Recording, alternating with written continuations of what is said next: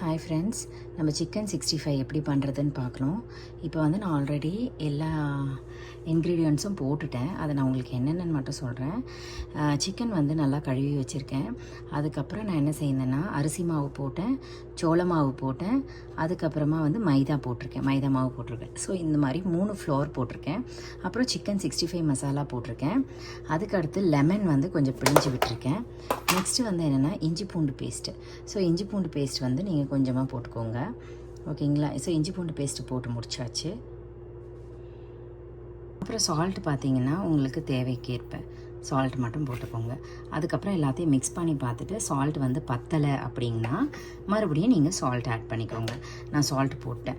So இப்போ வந்து இது உங்களுடைய சாய்ஸ் தான்.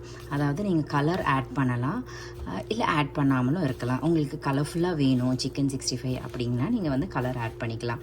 இல்லை எனக்கு வந்து நார்மலாகவே போதும், கலர்ஸ்லாம் வேண்டாம், நான் குழந்தைங்களுக்கு கொடுக்க போகிறேன் அப்படின்னா நீங்கள் ஃபுட் கலர் எதுவும் ஆட் பண்ண வேண்டாம், சரிங்களா?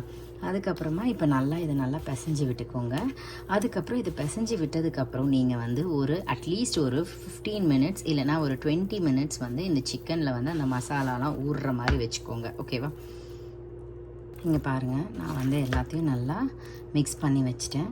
நீங்கள் இதை செஞ்சு பாருங்களேன், உங்கள் குழந்தைங்களுக்குலாம் ரொம்ப பிடிக்கும், ரொம்ப விரும்பி சாப்பிடுவாங்க.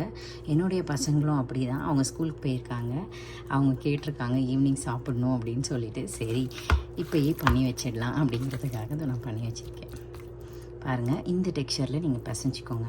அப்போ தான் வந்து ரொம்ப தண்ணியாலாம் பிசையாதீங்க, கொஞ்சம் திக்காக இருக்கிற மாதிரி பிசைஞ்சிக்கோங்க. அப்படிங்க பாருங்கள், இப்படி எடுத்து நான் இப்படி விடும்போது எனக்கு வந்து அந்த மசாலா வந்து அந்த சிக்கனில் ஒட்டி இருக்கிற மாதிரி பண்ணுங்கள். இப்படி எடுத்து இதை இப்படி விடணும், சரிங்களா? இந்த டெக்ஸ்சரில் நீங்கள் பிசைஞ்சு எடுத்துக்கோங்க. நீங்கள் அடுப்பில் வந்து ஒரு பேன் வச்சு அதுக்கப்புறமா வந்து நீங்கள் ஆயில் நான் ஊற்றி வச்சுருக்கேன் பொரிச்சு எடுக்கிறதுக்காக. ஆயில் சூடாகட்டும். ஆயில் சூடாகிட்டே இருக்குது. அதுக்கப்புறம் நான் இதையும் எடுத்து வச்சுட்டேன். நம்ம பிசைஞ்சு வச்சோம் இல்லைங்களா சிக்கன், அதையும் எடுத்து வச்சுட்டேன். பாருங்கள், ஆயில் சூடாகிட்டுருக்கு. நான் இப்போ போட போகிறேன்.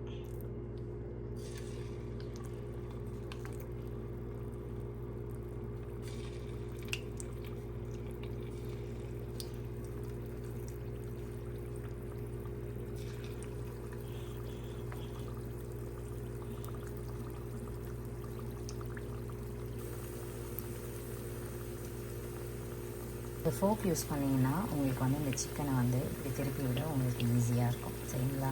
நீங்கள் வந்து ஃபோக் யூஸ் பண்ணுங்கள். அப்போ வந்து நீங்கள் ஒன்று ஒன்றா திருப்பி விடலாம் கரெக்டாக. நான் எப்பவுமே அந்த மாதிரி தான் ஃபோக் யூஸ் பண்ணேன். அதுக்கப்புறமா மொத்தமாக வெந்துட்டதுக்கப்புறம் ஸ்ட்ரெயினர் எடுத்து அதில் போட்டு எடுத்துருங்க. ஸோ இப்போ வெந்துட்டுருக்கு பாருங்கள். ஸ்ட்ரெயினர் வச்சு எடுத்துக்கோங்க.